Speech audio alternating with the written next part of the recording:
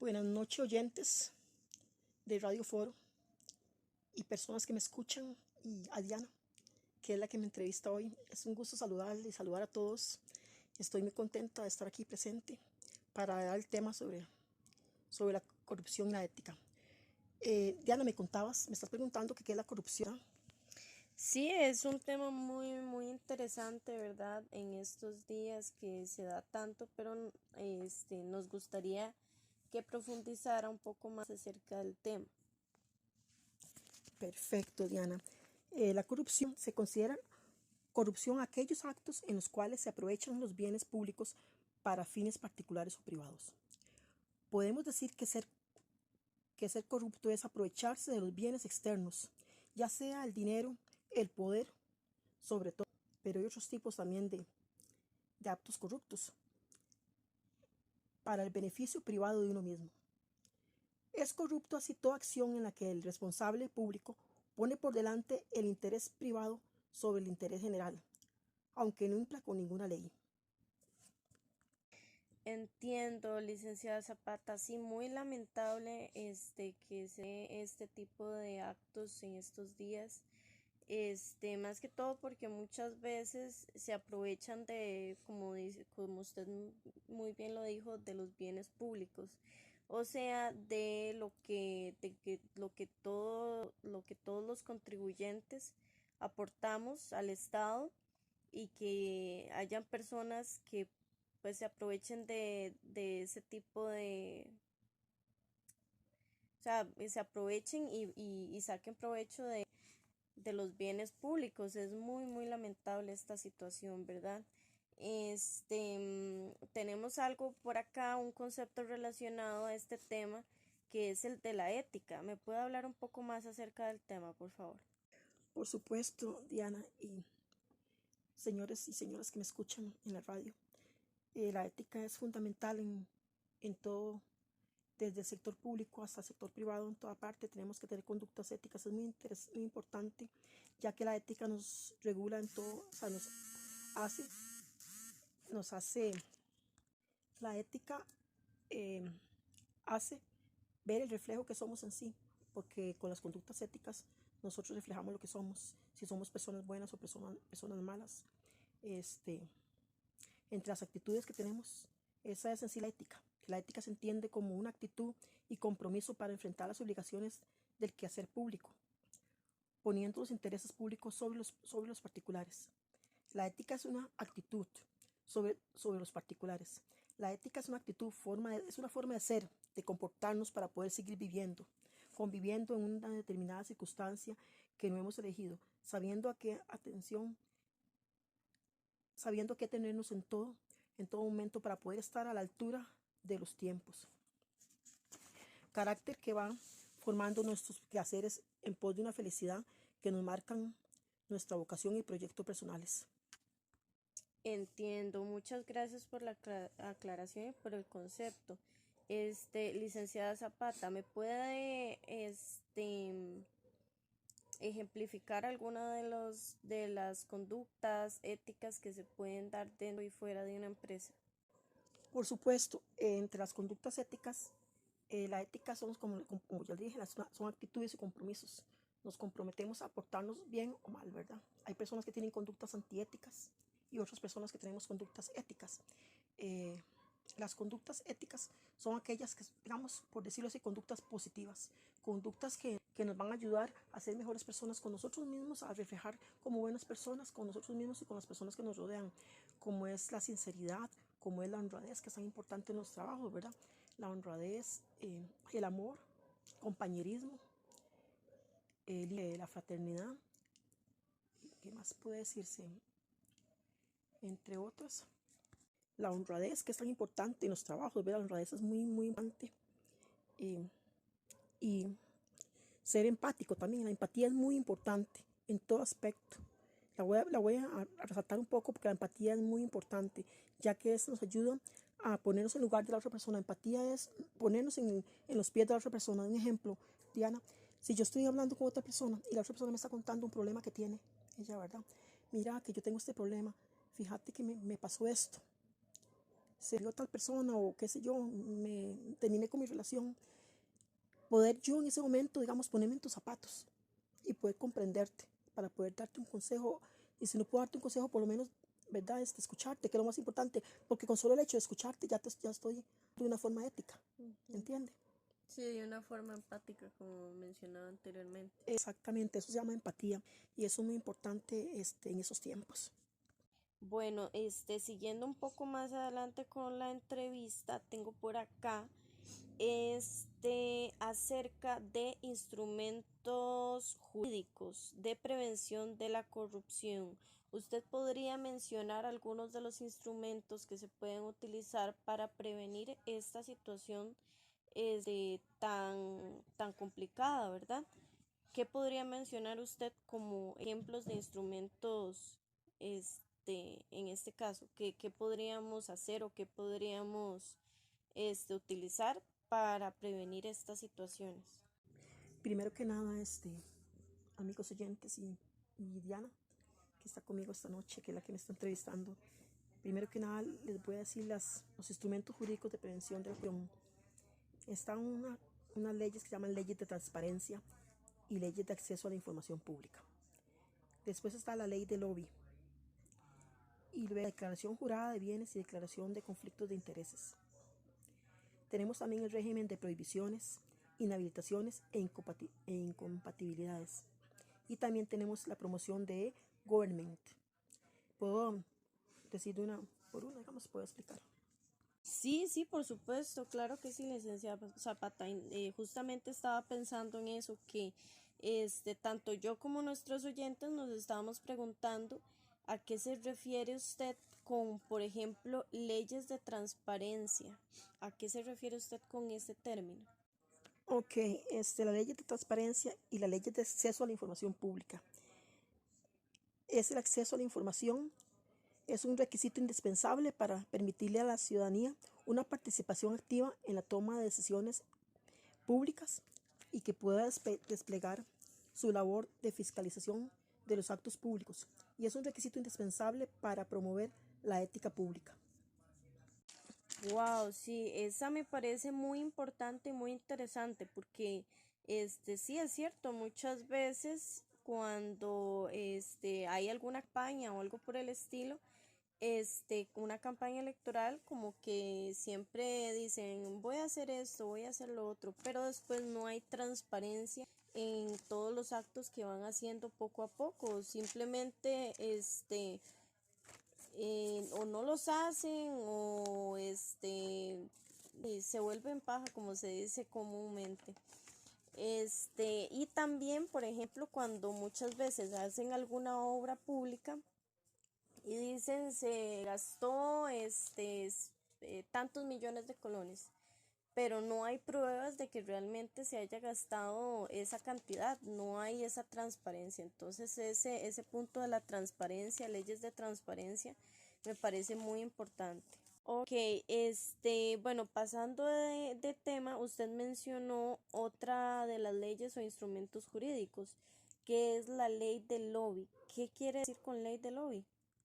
Sí, la ley del lobby, el 8 de marzo del 2014 se aprueba esa ley número 20.730, denominada el lobby, que es una gestión o actividad remunerada, ejercida por personas naturales o jurídicas, chilenas o extranjeras, que tienen por objeto promover, defender, adoptar los altos cargos públicos, incluyendo el proceso de toma de decisiones y cambios en las políticas, planes o programas de discusión o desarrollo, o sobre cualquier medida implementada o materia que deba ser resuelta por el funcionario, la autoridad o el organismo público correspondiente. Ok, entonces lo que entiendo es que es una empresa que se encarga de velar porque se cumplan los planes o programas o que se cumpla o que no entendí. ¿Qué quiere decir con eso, licenciada Zapata? Sí, es más que todo una gestión o actividad Ujú, que es ejercida por las personas naturales o jurídicas, ¿verdad? Hay, como le expliqué, chilenas o extranjeras que promueven y defienden y adoptan altos cargos públicos. Son personas que están en un alto ujú, cargo público. ujú. no es una empresa, sino que eso se, se da esos procesos. Sí, para aclarar un poco el asunto, la ley de lobby es una ley, ¿verdad? En sí es una ley que es un organismo público que se encarga de velar porque las condiciones, sí, para aclarar el asunto es que la ley, esta ley es una ley que regula la relación entre los particulares y las autoridades que toman decisiones. Y lo que buscan estas es generar más transparencia de los actos del Estado, entregando mayor información a los ciudadanos. Entiendo, qué pena, queridos oyentes, que yo confundía a la licenciada Zapata, que quedamos así como medio flotantes, pero sí, ya con esta explicación me quedó o sea, muchísimo más claro el tema y la ley acerca de la ley del lobby. Me parece muy interesante y muy interesante, perdón, y muy importante el hecho de que haya una ley que regule este tipo de relaciones, ¿verdad? Y las decisiones que toman las autoridades, ¿verdad? Porque muchas veces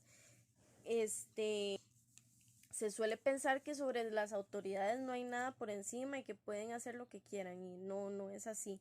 Hay, por dicha, un ordenamiento jurídico que nos respalda en ese sentido. Y siguiendo más adelante, ok. Ahora sí, para seguir adelante con el tema,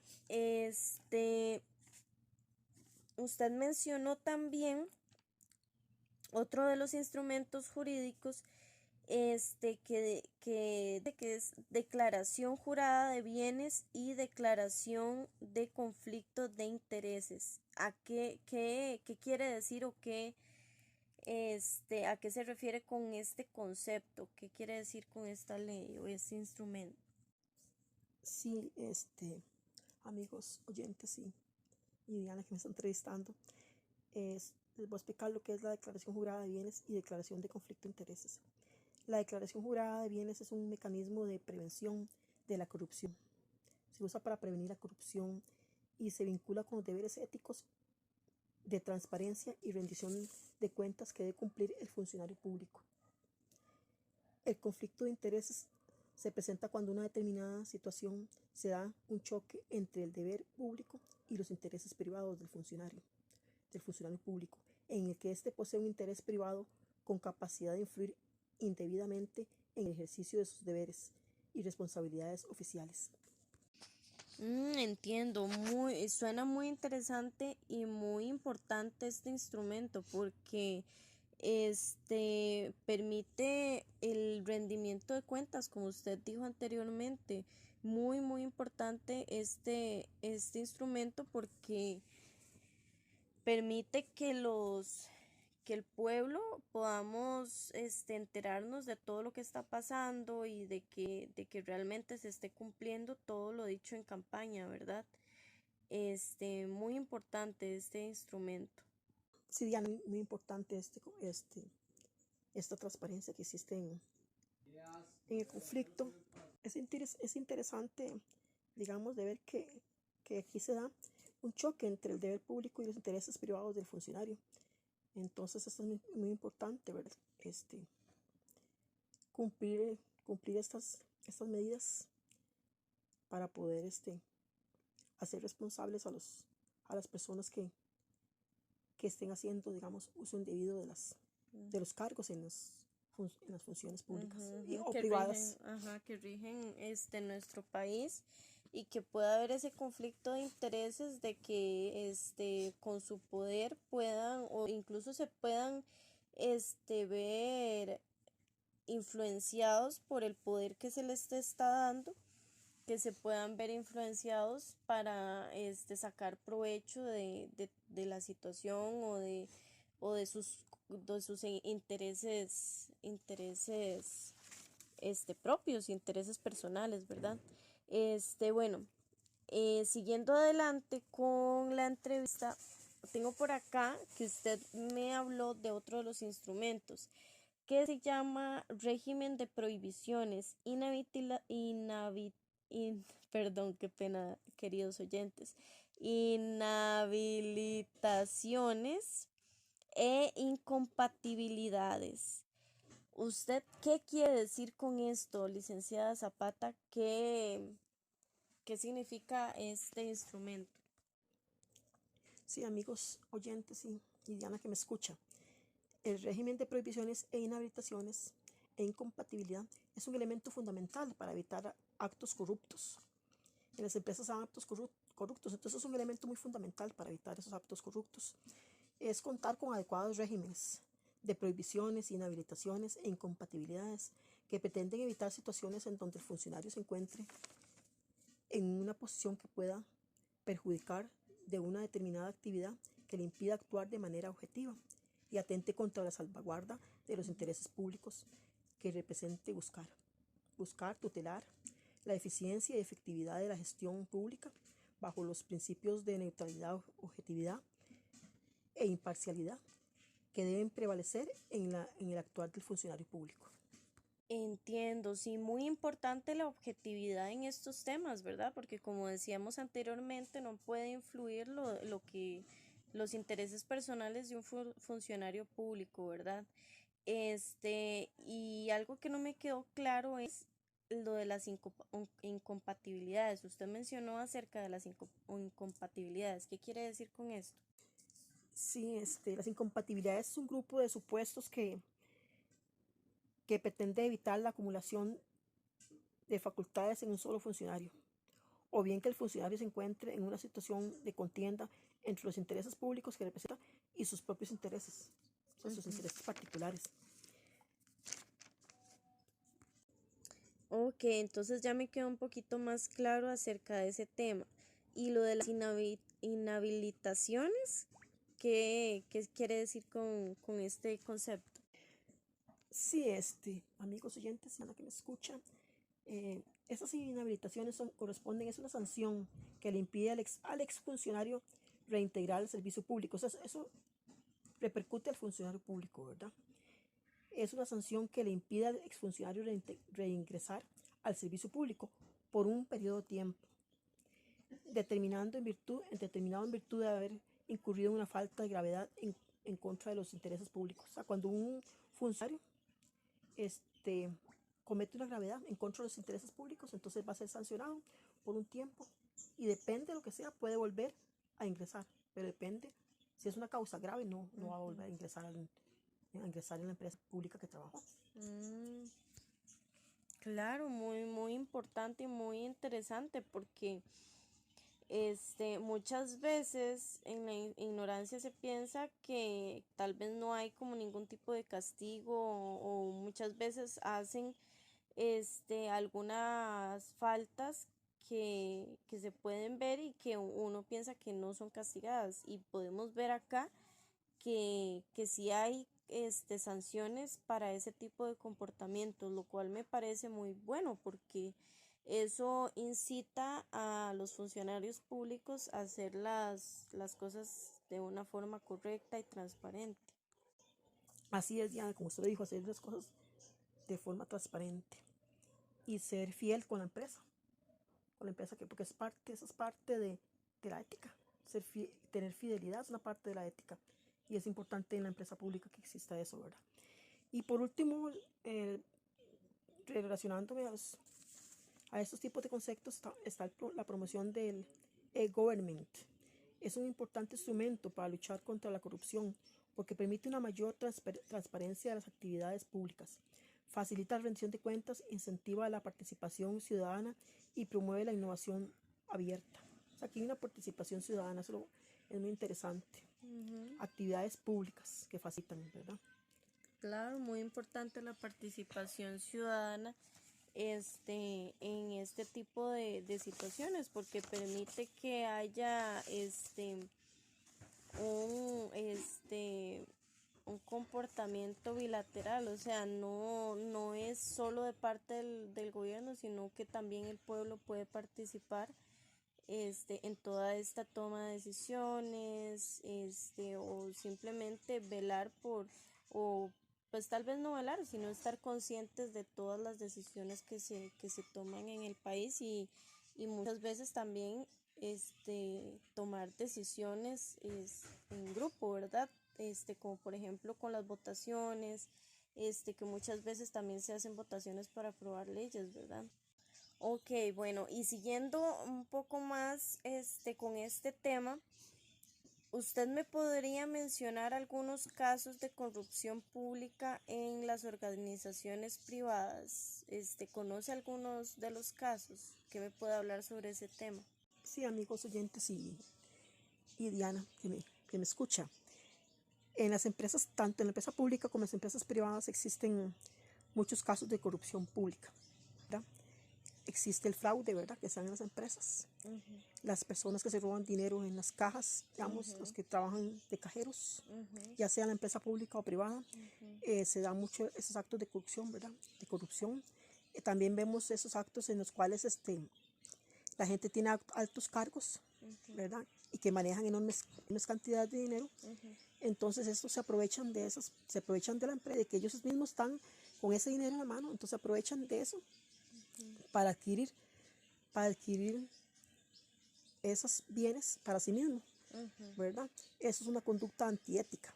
Ahí estamos hablando de corrupción y conductas antiéticas. ujú, Cualquier acto que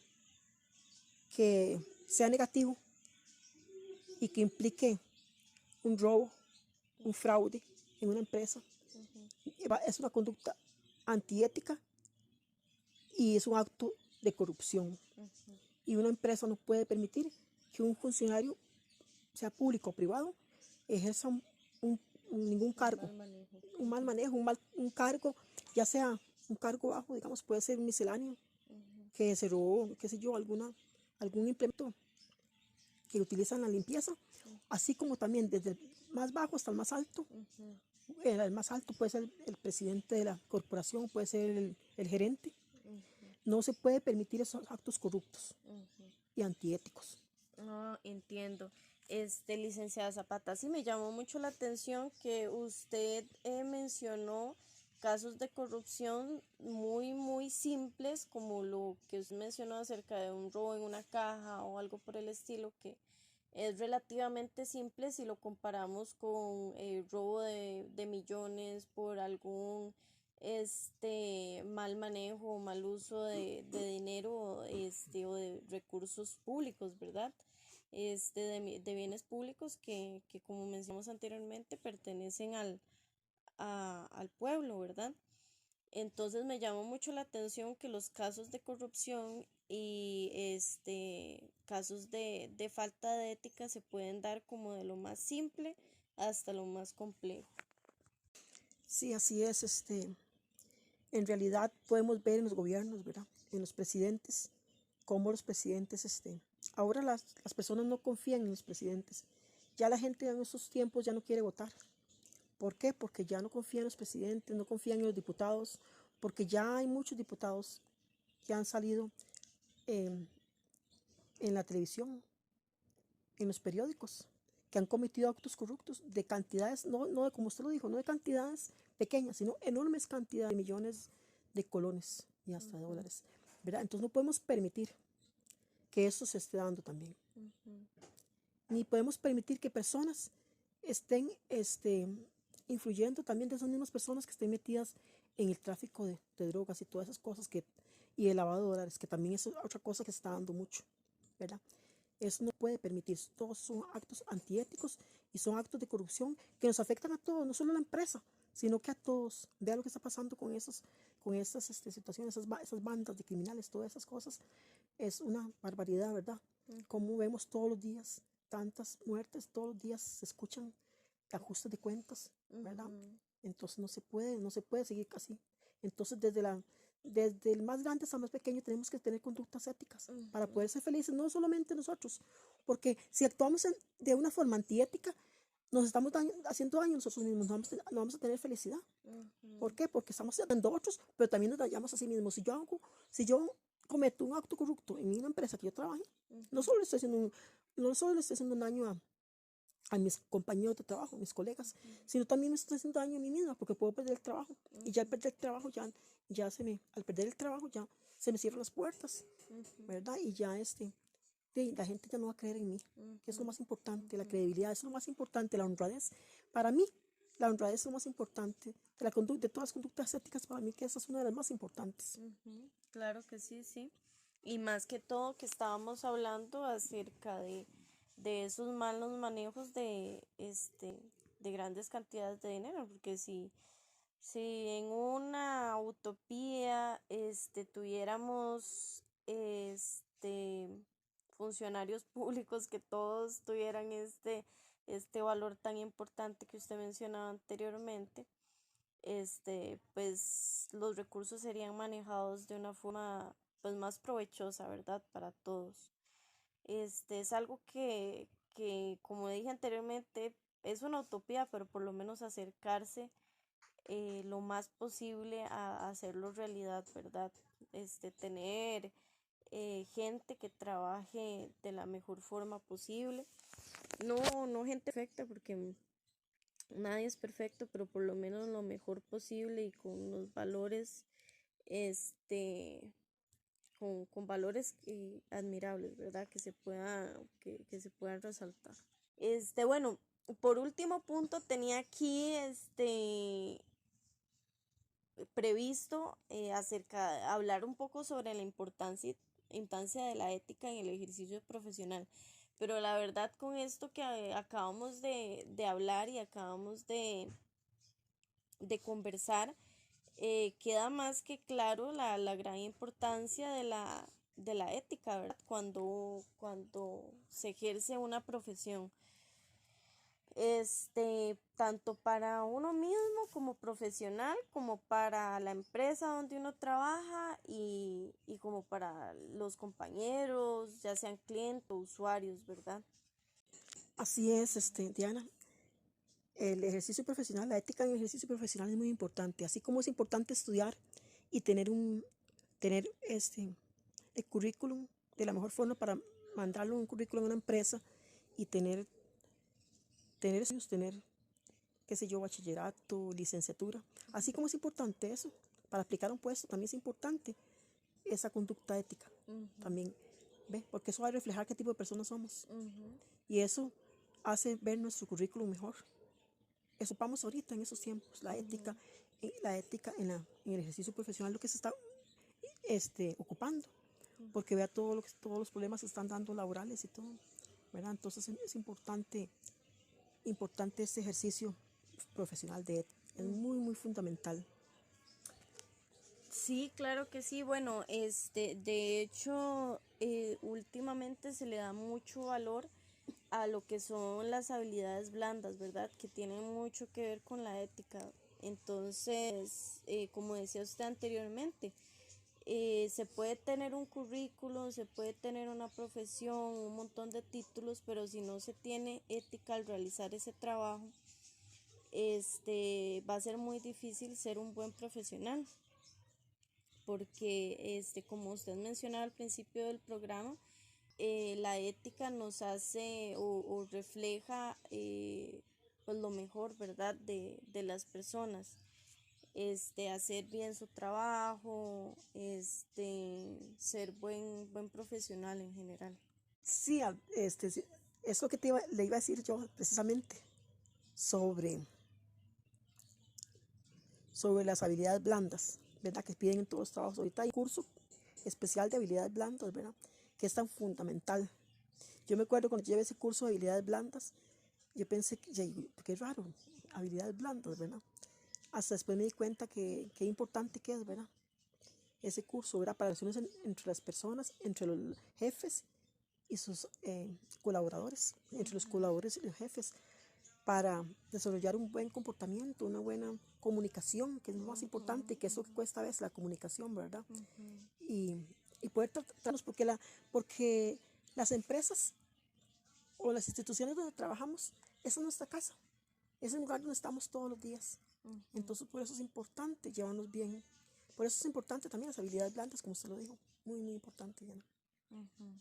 Sí, bueno, con esta última pregunta o este último comentario, cerramos el programa. Muy, muy agradecida, licenciada Zapata, por estar aquí el día de hoy en este su programa Radio Foro, comentándonos un poco acerca de o discutiendo un poco acerca de la corrupción y la ética y la importancia de la ética y cómo podemos prevenir la corrupción.